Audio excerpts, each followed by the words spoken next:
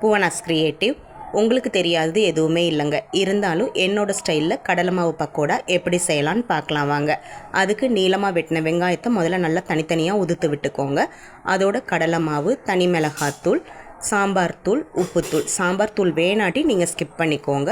வாசத்துக்காக நான் பெருஞ்சீரகமும் சேர்த்துருக்கேன். முதல்ல எல்லாத்தையும் நல்லா விரகிட்டு, அதாவது கலந்து விட்டுட்டு அதுக்கப்புறம் தண்ணி தெளித்து மாவு பதத்துக்கு பிசைஞ்சு எடுத்துக்கோங்க. அதுக்கப்புறம் நம்ம வளமையாக செய்கிற மாதிரி தாங்க கிள்ளி நம்ம போட்டு பொன்முறுவலாக பொரிச்சு எடுக்க வேண்டியது தான். உண்மையை சொல்லணுன்னா டேஸ்ட்டு ரொம்ப சூப்பராக இருந்துச்சுங்க. ஆனால் எனக்கு என்னவோ மொறுமொறுப்பு கொஞ்சம் பத்தாத மாதிரி இருந்தது.